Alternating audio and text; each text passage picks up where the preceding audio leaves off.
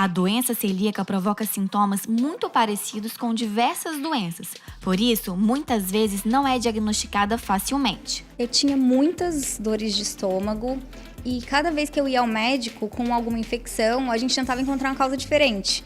Então eu já tinha feito tratamento para dor na garganta, para até úlcera, eles acharam que eu tinha, mas deu negativo. Já tinha feito tratamento para refluxo. Então a gente foi buscando várias soluções e nunca encontrava.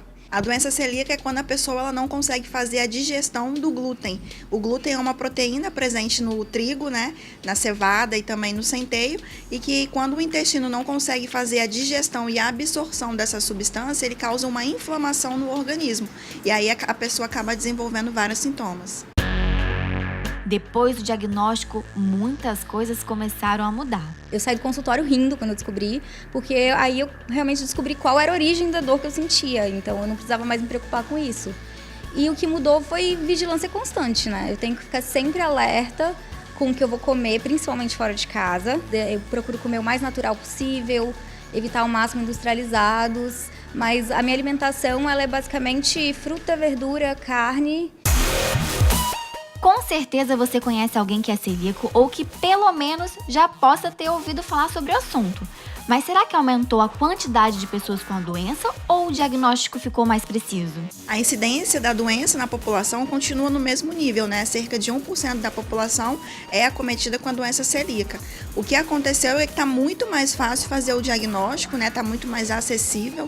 Então, hoje a gente consegue perceber o número de pessoas com um diagnóstico concreto maior, mas o número de pacientes doentes continua no mesmo nível. Para descobrir o diagnóstico correto, é necessário fazer exames e ficar atento também à alimentação.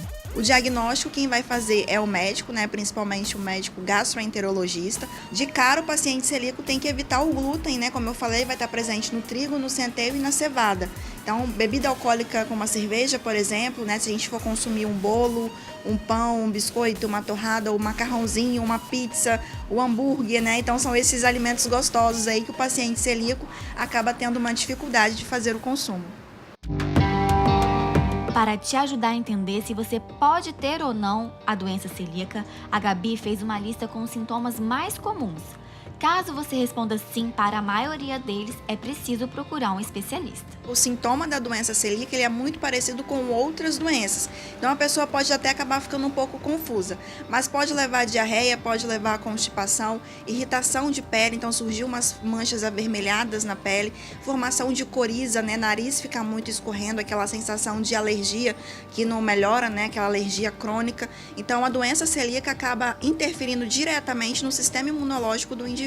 Como o glúten é uma proteína que está presente em diversos alimentos, a Marília preparou uma receita super fácil para você ver que é possível sim comer bem, mesmo sendo celíaco.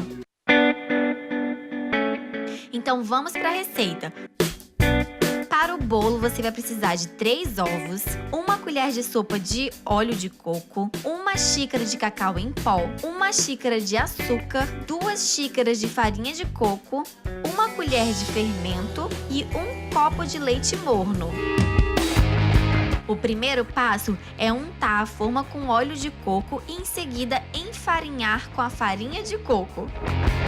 Agora, nós vamos juntar todos os ingredientes, os ovos, o açúcar, o cacau, a farinha de coco e temos que derreter o óleo no micro-ondas, porque ele precisa estar bem quentinho. Coloca o fermento e o leite também quente. Agora é só misturar tudo até ficar homogêneo. Em seguida, nós vamos colocar toda essa mistura na forma e levar ao forno por, em média, 30 minutos. Agora nós vamos desenformar o bolo e fazer uma cobertura, que é super fácil, é só chocolate derretido.